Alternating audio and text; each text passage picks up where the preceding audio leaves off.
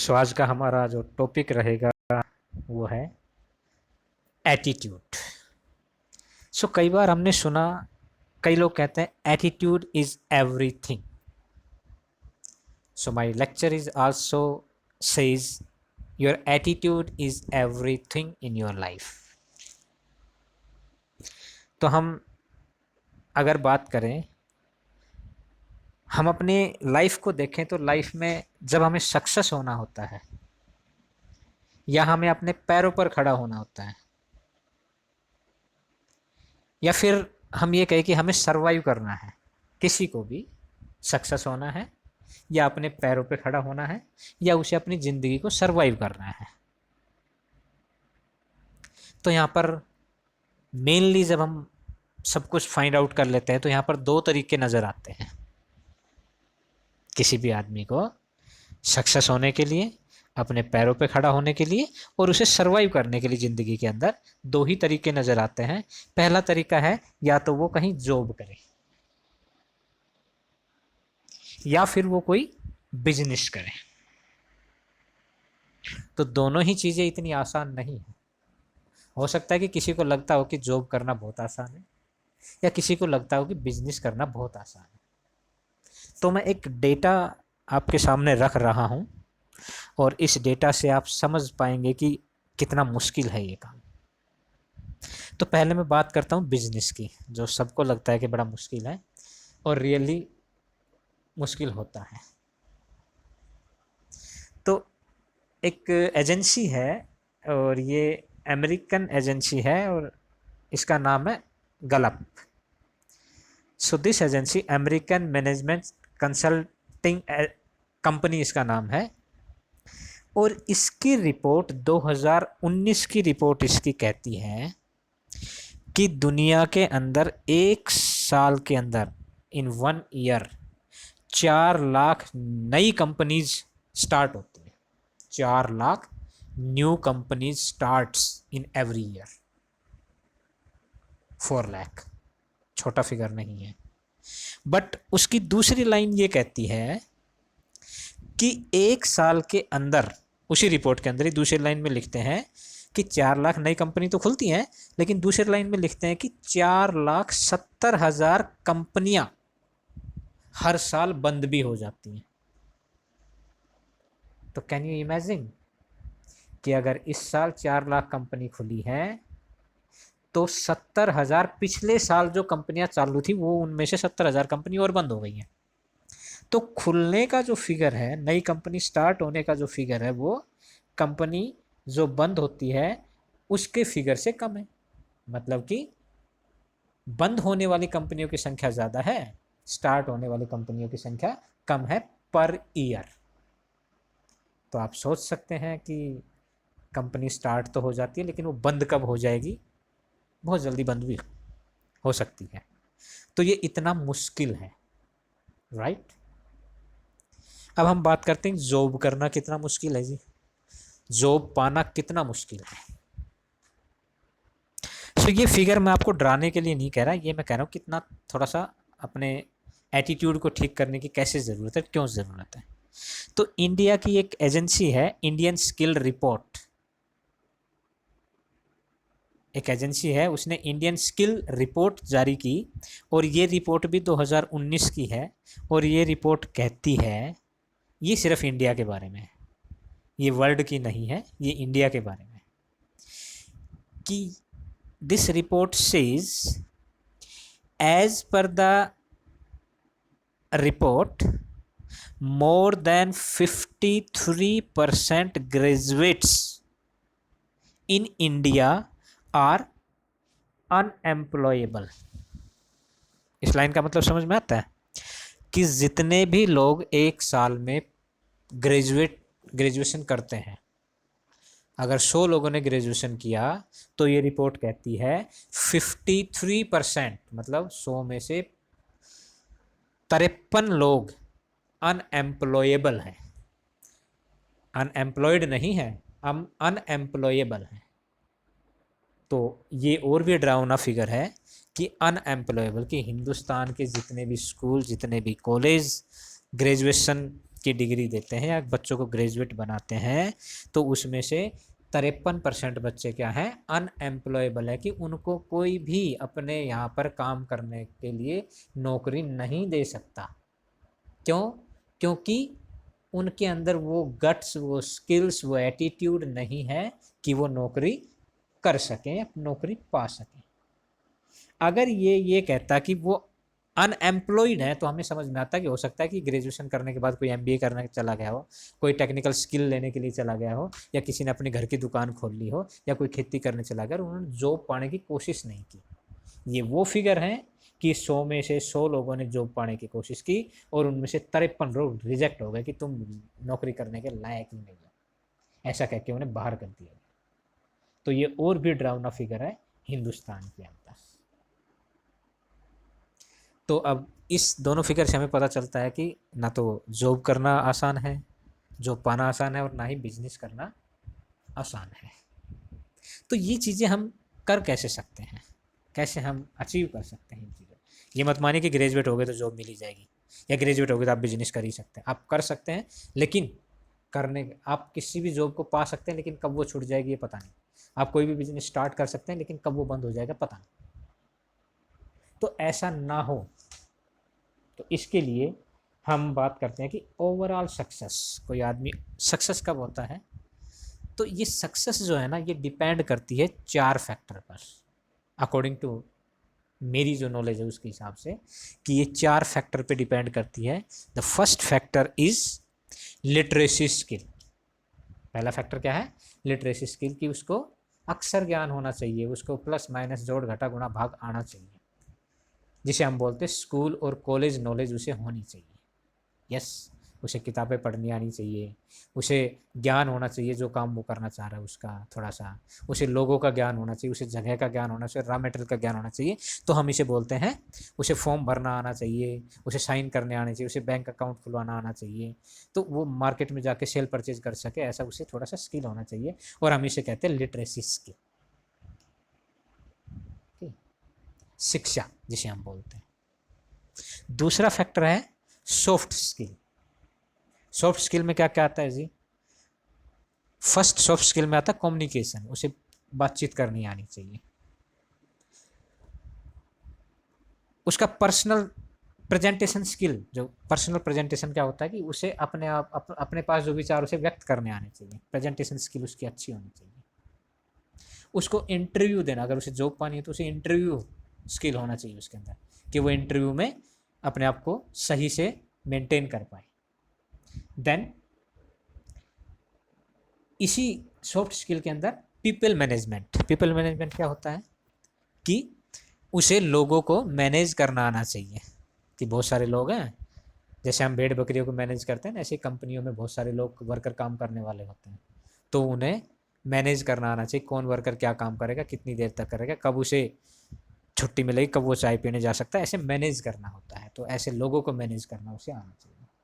And third जो ability है वो है एम्प्लॉयबिलिटी स्किल। एम्प्लॉयबिलिटी, अगर किसी को जॉब करनी है तो एम्प्लॉयबिलिटी स्किल होनी चाहिए उसके अंदर। और एम्प्लॉयबिलिटी स्किल के अंदर क्या आता है? जो टेक्निकल स्किल, जो काम आप शुरू करना चाह रहे हो या जिस काम के लिए आप जॉब पे जा रहे हो, वो काम उसकी टेक्निकल नॉलेज आपको होनी चाहिए। तो इसे हम बोलते हैं एम्प्लॉयबिलिटी स्किल, और you can say also technical skill. और चौथा और द मोस्ट इम्पोर्टेंट फैक्टर है मेरे हिसाब से, वो है लाइफ स्किल। अब लाइफ स्किल सुन के बड़ा, यार लाइफ स्किल क्या होता है, ये तो कभी सुना ही नहीं, क्योंकि ये स्कूल कॉलेजों में लाइफ स्किल नहीं पढ़ाया जाता है, और अभी हमारी जो हिंदुस्तान की शिक्षा है उसके अंदर लाइफ स्किल दिया ही नहीं जाता है। ये आपका परिवार देता है, आपके दोस्त देते हैं, आपके रिश्तेदार देते हैं, लेकिन स्कूल और कॉलेज नहीं देता है। तो इसमें क्या क्या आता है? पहला जो सबसे इम्पोर्टेंट है वो है आपका लाइफ स्किल में क्या क्या आता है, फैक्टर आते हैं गोल, कि आपको अपनी ज़िंदगी में करना क्या है, वो गोल आपने सेट कर रखा है कि नहीं कर रखा है। अगर आपने कोई गोल सेट नहीं कर रखा है तो आप यूं ही घूमते रहेंगे, कभी यहाँ कभी वहाँ, कभी यहाँ कभी वहाँ, और ज़िंदगी में कुछ अचीव होने की चांसेस बहुत कम हो जाएंगे। जो गोल सेट करता है वही अचीव करता है।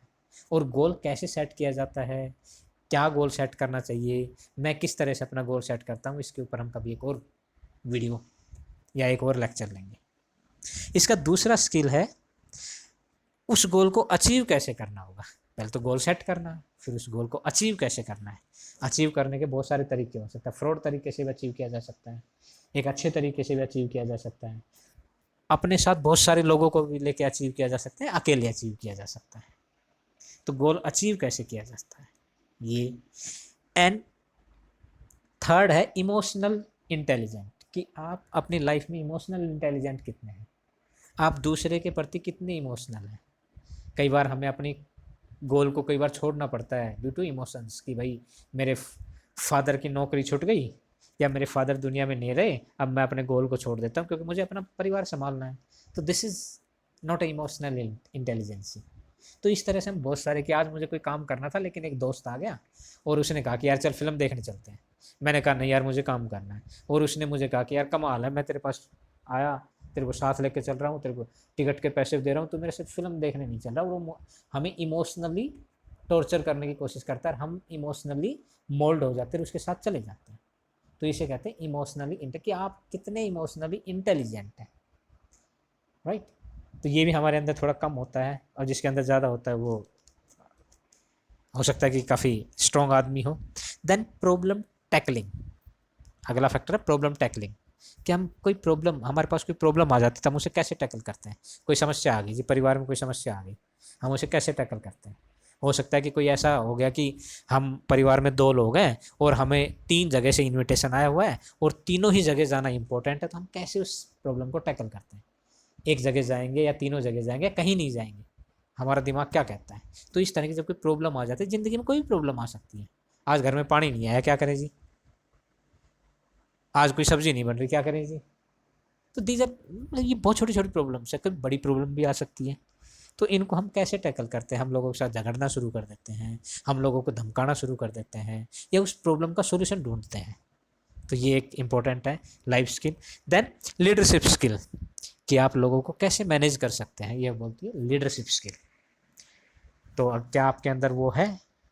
और जो लास्ट वाली इसका फैक्टर है वो है कॉन्फ्लिक्ट मैनेजमेंट स्किल। ये और भी इंपॉर्टेंट है, कॉन्फ्लिक्ट मैनेजमेंट स्किल। ये क्या होता है जी, ज़िंदगी में दिन में या हमारे पास जहाँ भी हम जाते हैं, हमारे पास कॉन्फ्लिक्ट जनरेट होते रहते हैं।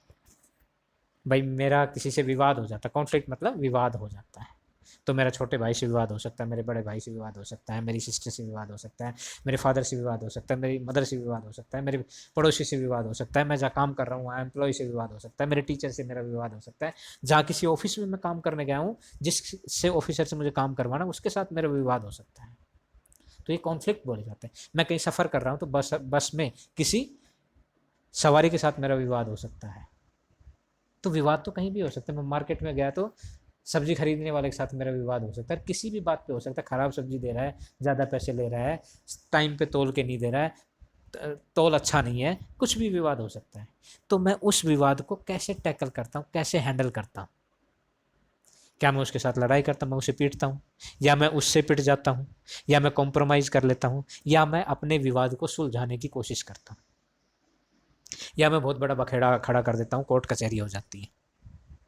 तो ये कुछ मैंने 6 या 7 मैंने आपको फैक्टर जो लाइफ स्किल से अटैच होते हैं, कि अगर आपके अंदर लाइफ स्किल नहीं है तो आपकी लिटरेसी, आपका सॉफ्ट स्किल, आपकी एम्प्लॉयबिलिटी सब धरे के धरे रह जाते हैं, राइट। तो अब इन पे हम कैसे काम कर सकते हैं, तो मैं एक एक एग्जाम्पल लूँगा, कुछ कुछ थोड़े थोड़े एक एक एग्जाम्पल, और उनको मैं समझाने की कोशिश करूँगा कि हम अपने आप को सक्सेसफुल बना सकते हैं कैसे। और जो लोग सक्सेसफुल हैं उनके मैं एग्जांपल लूँगा कि उन्होंने अपने आप को कैसे सक्सेसफुल बनाया। क्या उनके पास नॉलेज अच्छी थी, उनकी लिटरेसी अच्छी थी, स्कूलिंग अच्छी करते थे, कॉलेज अच्छा पढ़े थे, या उनके पास बहुत अच्छी टेक्निकल नॉलेज थी, या उनका सॉफ्ट स्किल बहुत अच्छा था, या उनकी एम्प्लॉयबिलिटी स्किल अच्छी थी, या फिर उनके पास लाइफ स्किल अच्छा था। क्या था उनके पास जो वो सक्सेस हुए। तो मैं पहला एग्जाम्पल लेता हूँ। तो जो लाइफ स्किल आती है, and life skill comes with your attitude, right. So attitude is everything. It was heard many times, attitude is everything, and everything means your life, your career, your relationship, your happiness and your sadness. जब हम कहते हैं कि attitude is everything means आपकी ज़िंदगी कैसी चल रही है वो आपके एटीट्यूड पे डिपेंड करती है। आपका कैरियर कैसा चल रहा है वो भी आपके एटीट्यूड पे डिपेंड करता है। आपके दूसरों के साथ रिलेशनशिप कैसे हैं वो भी आपके एटीट्यूड पे डिपेंड करता है। आप खुश हैं ये भी आपके एटीट्यूड पे, आप दुखी हैं ये भी आपके एटीट्यूड पे डिपेंड करता है। सो एटीट्यूड इज एवरीथिंग। तो ये एटीट्यूड होता क्या है? What do you mean by attitude? Attitude का हिंदी मीनिंग होता है रवैया। आपका रवैया कैसा है, आपकी मनोदृष्टि कैसी है, मनोदृष्टि भी बोल देते हैं। आपका ढंग कैसा है, किसी भी काम को लेकर ढंग कैसा है, बात करने का ढंग कैसा है, चलने का ढंग कैसा है, बैठने का ढंग कैसा है, किसी को देखने का ढंग कैसा है, और किसी काम के प्रति आपका ढंग कैसा है। तो उसे हम ढंग भी कह देते हैं अगर आप लोकल लैंग्वेज की बात करें। और एक सोबर लैंग्वेज में अगर हम बात करें तो नज़रिया कैसा है आपका, किसी भी चीज़ को लेकर आपका नज़रिया कैसा है। तो एटीट्यूड मीन्स रवैया, दृष्टिकोण या मनोदृष्टि, ढंग या नज़रिया। तो एटीट्यूड बनता कैसे है, हमारे अंदर एटीट्यूड आता कैसे है? किसी भी पर्सन का एटीट्यूड दो चीज़ों से पता चलता है। पहला, कोई भी व्यक्ति किसी भी सिचुएशन में किस प्रकार रिस्पोंड करता है,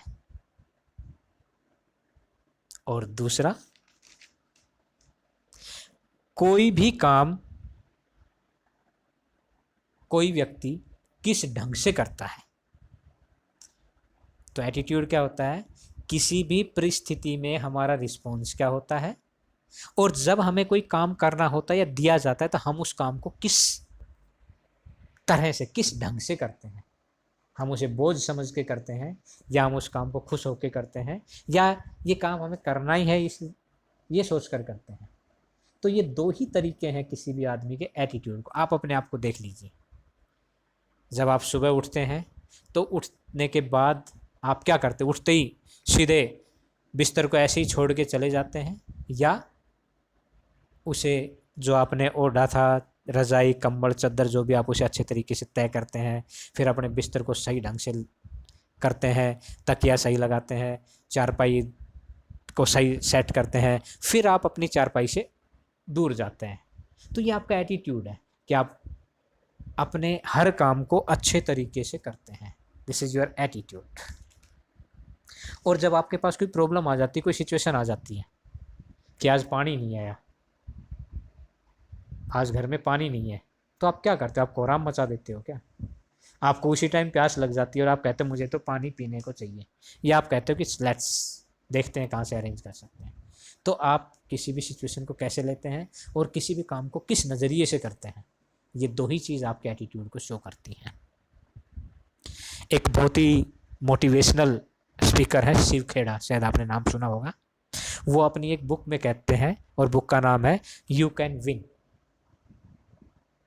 आप जीत सकते हैं। और उस बुक में वो लिखते हैं, सफल होने वाले लोग कोई अलग काम नहीं करते, वे तो उसी काम को बस अलग ढंग से करते हैं। अब जितने भी सक्सेसफुल लोग हैं ना, उन्होंने कोई बहुत अलग काम नहीं किए हैं।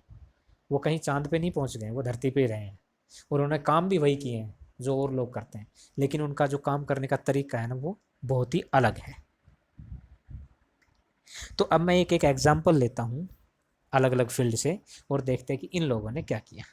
तो मेरा सबसे पहला, क्रिकेट में सब लोग शायद जानते होंगे, गेम है क्रिकेट, और क्रिकेट के कुछ खिलाड़ियों के नाम भी आपको पता होगा, और हमारे देश में क्रिकेट के भगवान भी हैं, आपको ये भी पता होगा। लेकिन मैं आज भगवान की बात नहीं कर रहा हूँ, मैं भगवान से भी एक ज़्यादा अचीव करने वाले बंदे की बात कर रहा हूँ। और मैं उस बंदे का नाम बिना बताए मैं आपको बता दूं कि वो आईसीसी 2018 की बात कर रहा हूँ, 2018 तक की बात कर रहा हूँ मैं, क्योंकि 19 में तो कोई क्रिकेट बहुत ज़्यादा खेला ही नहीं गया। 2018 की रैंकिंग के हिसाब से हिंदुस्तान का बंदा है वो खिलाड़ी आईसीसी वनडे इंटरनेशनल क्रिकेट का नंबर 1 खिलाड़ी है, फर्स्ट क्रिकेटर है वो।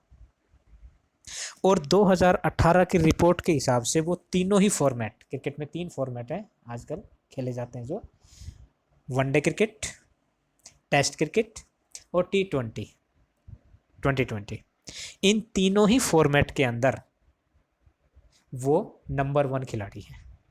और अगर उसके अचीवमेंट की बात करें तो ये माना जाता है इन तीनों ही फॉर्मेट में जब भी वो बैटिंग करने के लिए ग्राउंड पे जाता है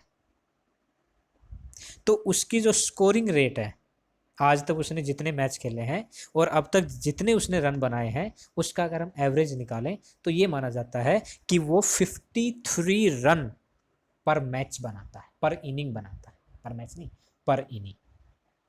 और अगर कोई ये कहे कि मैं जिस भी काम को करता हूँ तो मैं उसे 50% एक्यूरेसी के साथ करता हूँ, तो वो दुनिया का सबसे अच्छा आदमी होता है। क्योंकि हम कई कामों में फेल भी हो जाते हैं।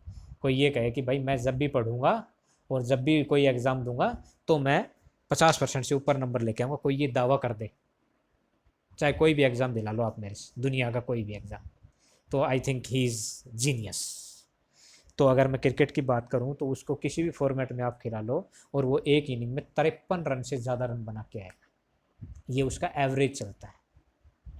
ओके, तो एवरेज चलने का मतलब ये नहीं कि वो 0 पे आउट नहीं होगा, लेकिन आज तक उसने जितने मैच खेले, जितनी इनिंग खेली है और उसने जितने रन बनाए उनका एवरेज करते हैं तो 53 का रेट आता है। ओके, एंड उसका और अचीवमेंट देखिए, 2018 के अंदर ही वॉज द बेस्ट प्लेयर और the player of the year in one day international, player of the year in the test cricket and player of the year in T20। और मैं किसी और की बात नहीं कर रहा, हिंदुस्तान के खिलाड़ी जिसका नाम है विराट कोहली, मैं उसकी बात कर रहा हूँ। He is a genius in cricket. और उसका एक और बड़ा अचीवमेंट है जो लोग, मैं खैर इसको ज़्यादा नहीं मानता लेकिन लोग मानते हैं तो मैं आपको बता देता हूँ कि उसका एक और अचीवमेंट है जो लोग उसके साथ जोड़ देते हैं, कि उसकी जो वाइफ है वो एक ऐसी शख्सियत है जिसकी हिंदुस्तान में लोग एक झलक पाने को तरसते हैं, और उस अचीवर की वो वाइफ है। तो जब ये जाना कि भाई विराट कोहली इतना अच्छा खेलता है, तो एक पत्रकार ने उससे पूछा कि सर आपकी सक्सेस इतनी अच्छी है, आपकी सक्सेस का राज क्या है, आप हमें बताएंगे क्या? तो उस इंटरव्यू के दौरान विराट कोहली अपनी सक्सेस का राज उसे बताते हैं, और वो क्या कहते हैं, इस पूरे जो 4-5 लाइन है मैं इनको पढ़ रहा हूँ और इनको ध्यान से सुनिए कि वो क्या कहता है और इसमें क्या वर्ड्स यूज करता है। वो कहता है, मैं जब भी किसी मैच में बैटिंग करने उतरता हूं तो सिर्फ इस एटीट्यूड के साथ बैटिंग करता हूं।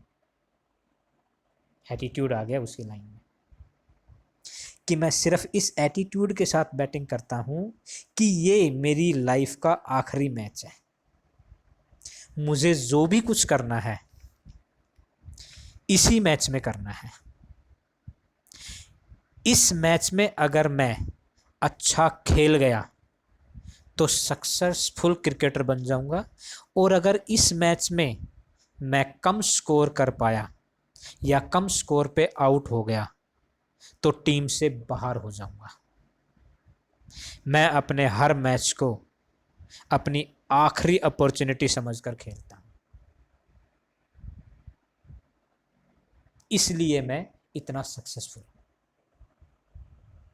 Can you imagine attitude of a person towards batting? अगर कोई स्टूडेंट ये एटीट्यूड इख्तियार कर ले कि ये मेरा लास्ट एग्ज़ाम है, या ये मेरी लास्ट क्लास है, या ये मेरा लास्ट कॉलेज है और यहाँ जो मैं कर गया वो कर गया, इसके बाद तो मेरी पढ़ाई ख़त्म, तो क्या वो कभी फेल हो सकता है? क्या वो अनसक्सेस हो सकता है? वो हर एक एग्ज़ाम के अंदर गोल्ड मेडलिस्ट होगा। और विराट कोहली का यही एटीट्यूड उसे सक्सेस बनाता है। तो हमें उसके एटीट्यूड की तरफ, हमें अपने एटीट्यूड की तरफ ज़्यादा देखना, हम क्या कर रहे हैं ये मैटर नहीं, कि हमारा करने का एटीट्यूड क्या है। और उसे जो सक्सेस बनाता है वो यही बनाता है। इसलिए कहा जाता है just take care of your attitude and your attitude will take care of everything. मैं एक दूसरा एग्जाम्पल लेता हूँ, और ये एग्जाम्पल भी एक स्पोर्ट्स पर्सन का ही है, लेकिन वो क्रिकेट का नहीं है। और मैं बात कर रहा हूँ 19वीं सदी। 19वीं सदी मतलब 1801 से लेकर 1900 तक को हम 19वीं सदी कहते हैं। पूरी 19वीं सदी में, पूरे 100 साल के बीच में इससे बेहतरीन खिलाड़ी दुनिया के अंदर पैदा नहीं हुआ। ये स्पोर्ट्स पर्सन ऐसा था कि 19वीं सदी के अंदर इससे बेहतर खिलाड़ी नहीं पैदा हुआ, जिसने बॉक्सिंग के अंदर 56 बॉक्सिंग फाइट्स लड़ी। और उसका अचीवमेंट देखिए, 51 बॉक्सिंग फाइट्स उसने जीती दुनिया में। 56 टोटल लड़ी और 51 जीती। और जीती ही नहीं, 37 बॉक्सिंग फाइट्स नॉकआउट दौर में जीती। और नॉकआउट दौर पता है क्या होता है? नॉकआउट दौर वो होता है जब एक खिलाड़ी दूसरे खिलाड़ी को पंच मार के नीचे गिरा देता है और गिरा हुआ खिलाड़ी उठने की भी हिम्मत नहीं कर पाता, उसे हम कहते हैं नॉकआउट दौर। एक तो होता है कि पॉइंटों से जीतना, पंच मारे पॉइंट मिले। एक होता है कि अपने अपोजिट प्लेयर को धराशायी कर देना कि वो उठ ही ना पाए, उसको ऐसा पंच मारना कि उसकी उठने की भी हिम्मत ना बच पाए, इसे कहते हैं नॉकआउट। 56 में से 51 जीतना और 51 में से 37 नॉकआउट में जीतना। What an great achievement. और दुनिया उन्हें ग्रेटेस्ट एंड द चैंपियन के नाम से जानती है। और मैं बात कर रहा हूँ अमेरिका के खिलाड़ी मोहम्मद अली। एंड मोहम्मद अली दुनिया का बेस्ट बॉक्सर है 18वीं सदी का। और एक बुक में लिखा हुआ है कि मोहम्मद अली का दूसरा नाम ही एटीट्यूड है। राइट, एटीट्यूड का दूसरा नाम ही मोहम्मद अली है। उसका एटीट्यूड क्या था, अब ये देखिए क्या एटीट्यूड था उसका। उसका एटीट्यूड था वो हर दिन 15 घंटे जिम में रहता। 15 घंटे जिम। हम कहें ना कि यार 15 घंटे पढ़ लो, पढ़ने का मतलब टेबल पे बैठ के पढ़ रहे हैं, पंखा चल रहा है, एसी चल रहा है, टेबल पे बैठे हुए हैं आराम से। 15 घंटे जिम। जिम मतलब पता है क्या होता है? हम अगर हमें कोई ये कहते ना आप आधे घंटे रस्सी कूद लो, तो हम शायद 2 मिनट भी ना कूद पाए, लेकिन वो 15 घंटे जिम में बिताता था, पसीना निकलता रहता था उसका। उसका अपने खेल के प्रति ये एटीट्यूड था। और वो अपने आप को फिजिकली स्ट्रॉन्ग नहीं करता था, वो मेंटली भी स्ट्रॉन्ग करता था। वो मेंटली अपने आप को कैसे स्ट्रॉन्ग करता था?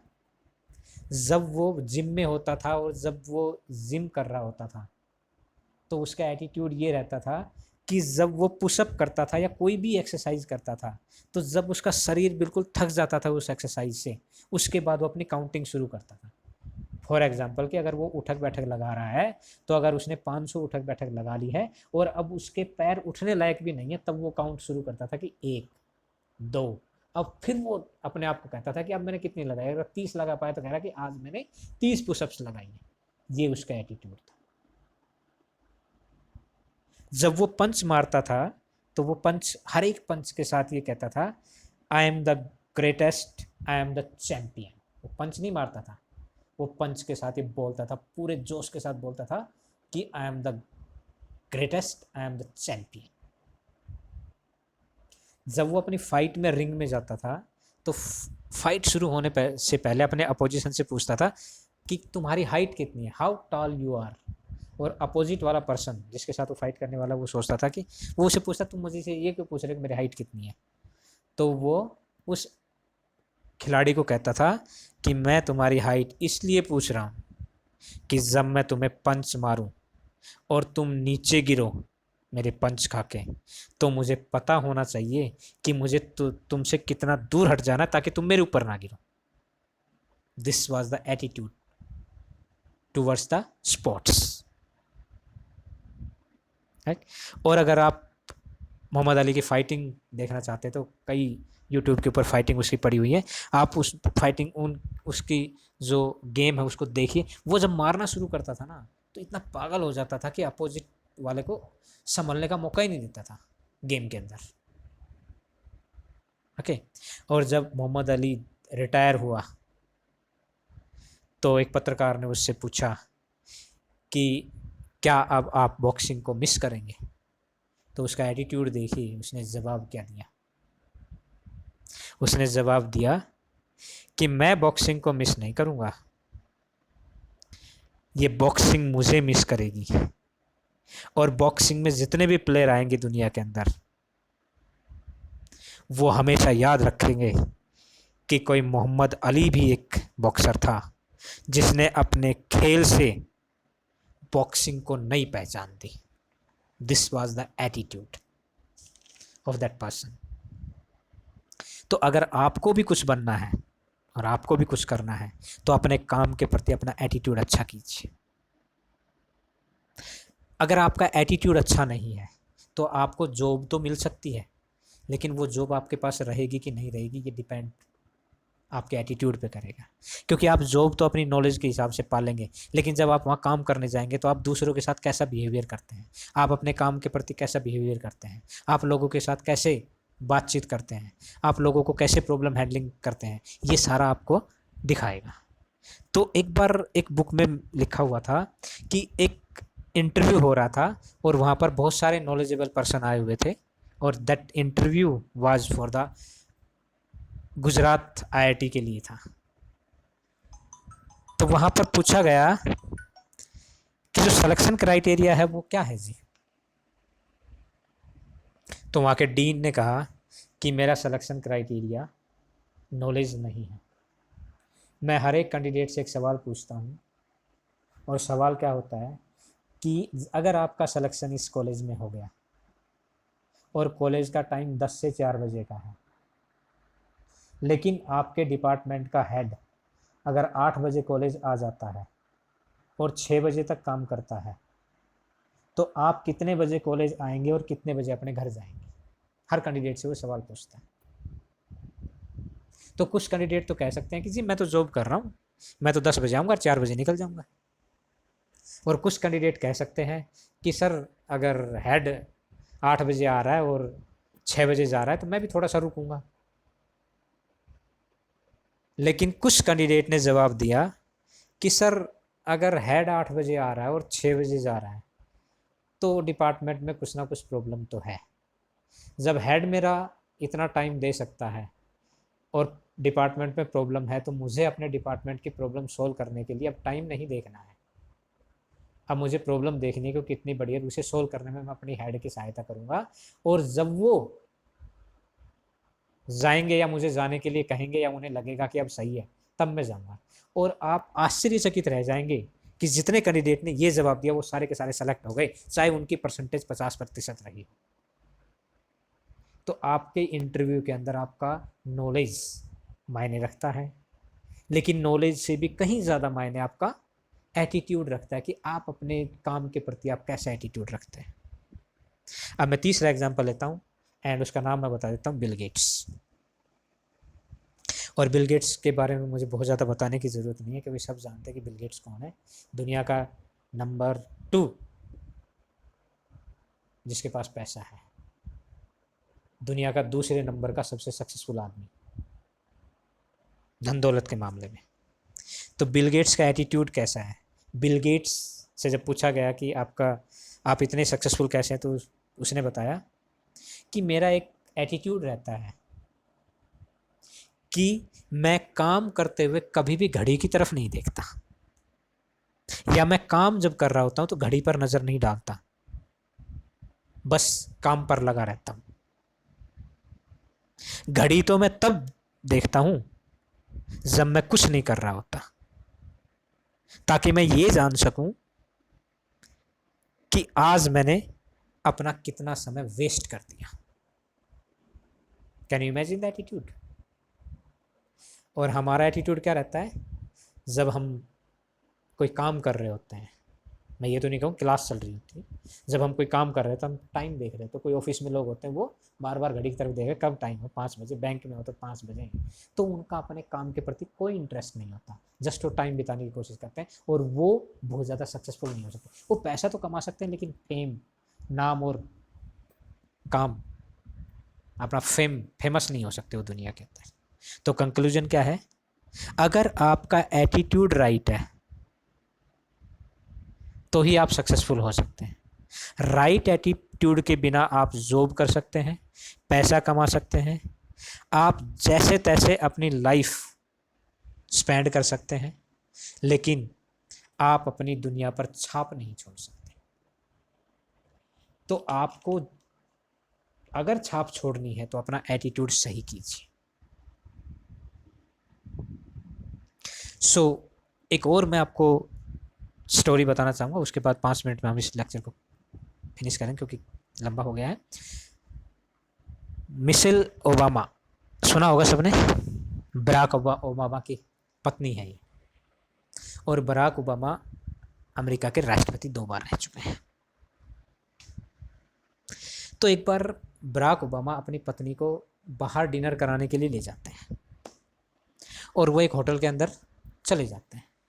जब होटल के ओनर को ये पता चलता है कि बराक ओबामा अपनी पत्नी के साथ डिनर करने के लिए आए हैं, तो वो खुद अपनी चेयर से उठ के आता है और उनके ऑर्डर लेता है। मतलब किसी ऑर्डर लेने वाले को, किसी अपने एम्प्लॉय को नहीं भेजता, खुद उठ के आता है और उनको सर्विस देता है। और जब वो उनके ऑर्डर नोट कर चुका होता है तो बराक ओबामा से एक रिक्वेस्ट करता है कि सर, मैं 5 मिनट के लिए आपकी वाइफ के साथ प्राइवेट, मतलब अकेला मिलना चाहता हूँ। तो बराक ओबामा बड़ा हैरान हो जाता है कि ये क्या मतलब, हम इसके होटल में ही तो खाने आए हैं और मेरी पत्नी से अकेला बात करना चाहता है। लेकिन क्योंकि वो राष्ट्रपति है तो कॉन्फिडेंस है, तो कहता है कि ठीक है, आप कर सकते हैं। और वो अपनी वाइफ से पूछता है कि क्या आप इनसे बात करना चाहेंगे अकेले में? तो उसकी वाइफ भी कहती है कि इट्स ओके, भाई बात करना चाह रहे थे, इट्स ओके, कोई बात नहीं। तो जाती है उसके पास, और जब वो वापस आके बैठती है अपनी चेयर के ऊपर, उसके साथ बात करने के बाद वापस ओबामा साहब के पास आके बैठती है, तो ओबामा साहब उससे पूछते हैं कि क्या बात हुई? तो वो कहती है कि कुछ खास नहीं, बस ये जो ओनर है ये मेरा क्लासमेट है, और उस टाइम ये मेरे से मतलब एक तरफा प्यार करता था, और आज इसे मौका मिला तो ये मेरे को सिर्फ ये बताना चाह रहा था कि मैं उस टाइम आपके साथ पढ़ता था और मैं आपसे प्यार करता था और मैं आपसे शादी भी करना चाहता था, बट अनफॉर्चुनेटली मेरी आपसे शादी नहीं हो पाई। तो बराक ओबामा भाई उस बात को सुन के और बोले, आपने कुछ मिस कर दिया। अपनी पत्नी से बोले कि आपने मिस कर दिया कुछ। तो बोले क्या? बोले अगर आप इस ऑनर से शादी कर लेते हैं तो शायद आप आज इस अमेरिका के बड़े होटल की मालिक होती। मिशेल ओबामा से वो बोलते हैं। तो मिशेल ओबामा का एटीट्यूड देखिए उस टाइम पे, उनका पॉजिटिव एटीट्यूड। मिशेल ओबामा कहती हैं कि अगर मैं उसके साथ शादी कर लेती तो मैं इस होटल की मालिक नहीं होती, वो अमेरिका का राष्ट्रपति होता। Can you imagine the attitude? तो इस तरह का एटीट्यूड हमारा हमारी लाइफ के बारे में होना चाहिए। These are the lines which are great, right? तो ये कमाल का जो एटीट्यूड होता है ना, वो आप अपने अंदर डेवलप कीजिए। कि जो ओबामा की पत्नी है वो एकदम से मतलब कहते अरे मैं इस होटल की मालिक नहीं होती, ये तो इस देश का राष्ट्रपति होता है। ये तो आपका सौभाग्य है कि आपने मेरे साथ शादी कर ली और आप राष्ट्रपति बन गए, नहीं तो कहाँ आप और कहाँ मैं। और ओबामा साहब की बोलती एकदम बंद। ओके, तो मैं ये कहना चाह रहा हूँ कि जब मैं आपसे कोई कहता हूँ कि कोई डाउट्स, कोई प्रॉब्लम, तो उससे मुझे आपका एटीट्यूड पता चलता है कि आप क्या सीखना चाहते हैं, क्या करना चाहते हैं। तो जब आप लीडरशिप डेवलप करना चाहें तो उसमें तो एटीट्यूड का बहुत ही बड़ा रोल होता है। तो लीडरशिप के मामले में मैं कुछ आप बताना चाहूँगा कि लीडर किसे कहते हैं। राइट, लीडर नॉलेज से लीडर नहीं बनता, आपके कम्युनिकेशन स्किल से लीडर नहीं बनता, प्रॉब्लम सोल्व कर लेता है वो लीडर नहीं बनता। लीडर कौन बनता है? तो एक अखबार में मैंने ये 4-5 लाइनें पढ़ी, मैं इन्हें बताना चाहूँगा। तो मैं आपसे कुछ 5 या 6 सवाल करूँगा और उनके आप मुझे अपने माइक को अनम्यूट करके मुझे जवाब दे सकते हैं। कोई भी अपना माइक अनम्यूट करके मुझे जवाब दे सकता है। तो मेरा पहला सवाल है, और जितना जल्दी देंगे उतना जल्दी लेक्चर खत्म होगा। पहला सवाल है, जंगल का सबसे बड़ा जानवर कौन सा होता है? ताकत में सबसे बड़ा जानवर कौन सा होता है? मतलब कि जंगल का सबसे ताकतवर जानवर कौन सा होता है? कोई बताना चाहेगा?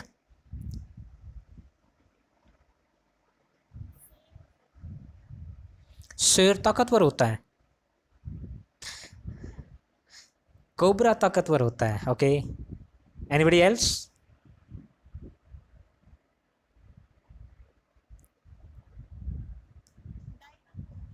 अभी धरती पे नहीं है, अभी धरती पे उनकी बात करते हैं, हो सकता है किसी और ग्रह पे हो। धरती का सबसे ताकतवर जानवर, पानी का नहीं, धरती का। या एलिफेंट। कहते हैं कि 200 साल पुराने पेड़ को भी वो अपने सूंड में लपेट के उखाड़ देता है। अगर वो टक्कर मारे तो बहुत कुछ कर सकता है, लेकिन वो सूंड में लपेट के उखाड़ देता है, ऐसा बोला जाता है। और उसकी ताकत के आगे कुछ भी नहीं टिकता है अगर वो अपनी करनी पे आ जाए तो जंगल का सबसे ताकतवर जानवर हाथी। दूसरा मेरा सवाल है, जंगल का सबसे ऊंचा जानवर, सबसे लंबा सबसे ऊंचा जानवर जिसकी हाइट सबसे ज्यादा हो? Giraffe, obviously. जंगल का सबसे तेज दौड़ने वाला जानवर कौन सा है? जो सबसे तेज दौड़े, जिसकी रफ्तार के आगे सब कुछ फेल है? हाँ जी।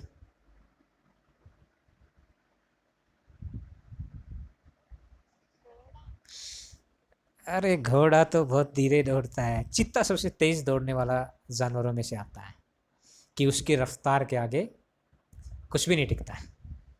राइट। और मेरा चौथा सवाल है, जंगल का सबसे बुद्धिमान जानवर कौन सा है? सबसे तेज दिमाग जानवर, इंसानों के बाद जिसका नंबर आता है। मैं जानवर की बात कर रहा हूँ, इंसान की नहीं कर रहा हूँ।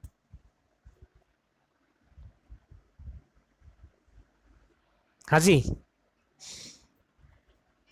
मे बी यस, चिंपैंजी इंसानों के बाद दिमाग में तेज आता है। मेरा पांचवा सवाल है, सबसे चालाक जानवर कौन सा है? सबसे लोमड़ी, सबसे चालाकों में से आती है एक। और मेरा लास्ट सवाल है, जंगल का राजा कौन है? शेर जंगल का राजा क्यों है? ना तो वो सबसे ताकतवर है, ना वो सबसे बड़ा है, ना वो सबसे तेज दौड़ता है, ना वो बुद्धिमान है, ना वो चालाक है। तो फिर शेर जंगल का राजा क्यों है? और इस सवाल का जवाब शायद आपके पास नहीं है। इसका जवाब मैं दे इसका जवाब मैं दे देता हूं। क्योंकि उसका एटीट्यूड सबसे अच्छा है, अपने काम के प्रति, अपने व्यवहार के प्रति और अपने आसपास के प्रति। जंगल में जब शेर अपनी मान से बाहर निकल जाता है तो उसकी चाल बता देती है कि उसे किसी का डर नहीं है, चाहे हाथी आ जाए, चाहे चित्ता आ जाए और चाहे चिंपैंजी आ जाए, उसे कोई मतलब नहीं है। उसका एटीट्यूड है कि जो भी सामने आ जाएगा उड़ा दूंगा। पहली चीज। दूसरी चीज, जब वो शिकार करने के लिए दौड़ता है और जब उसे भूख लग रही होती है, जब वो शिकार करने के लिए दौड़ता है, तो वो ये भूल जाता है कि उसके वो किसका शिकार करने वाला है, और जो उसकी नज़रों में आ गया वो गया, चाहे इंसान हो, चाहे चिंपैंजी हो, चाहे हाथी हो, चाहे कुछ भी हो। उसे पता, उसे अपने ऊपर भरोसा, उसे उसका एटीट्यूड ऐसा है कि जो आगे आ गया वो गया समझो। तो उसे जंगल का राजा उसकी ताकत नहीं बनाती, उसकी स्पीड नहीं बनाती, उसकी बुद्धि नहीं बनाती, और उसका शरीर नहीं बनाता।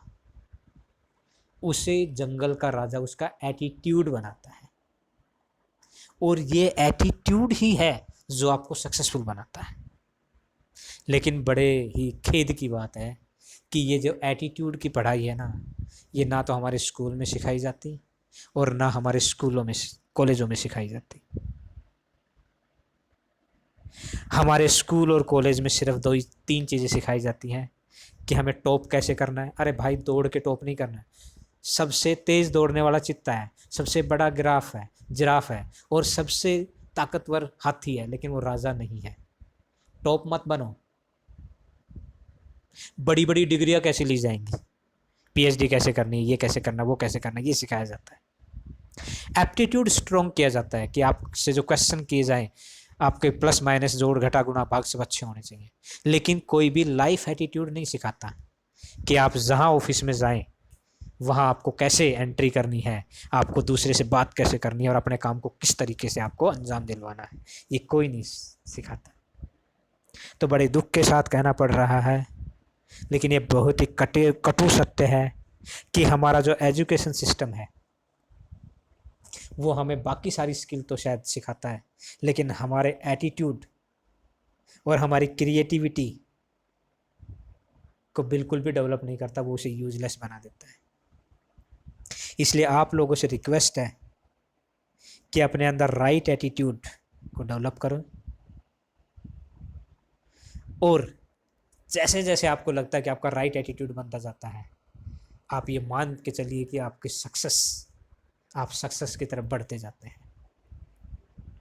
तो मेरा आज का जो लेक्चर था वो सिर्फ यही था कि आप सिर्फ सुनिए मत, आप सिर्फ समझिए मत, आप उस चीज़ को अपने एटीट्यूड में उतारिए। तो जितना अच्छा आपका किसी काम के प्रति एटीट्यूड होगा, उतना ही आप अपनी छाप छोड़ते चले जाएंगे।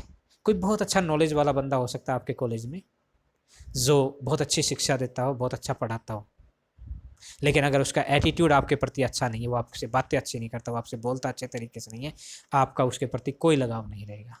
तो मैं आपसे यही कहना चाहता हूँ कि आप अपने एटीट्यूड को ठीक कीजिए, ताकि लोग आपके साथ जुड़ें, आपकी छाप छूटे इस दुनिया पे, आप जो भी करें वो अच्छे से अचीव करें। धन्यवाद। मेरा इतना ही बताने का मोटो था।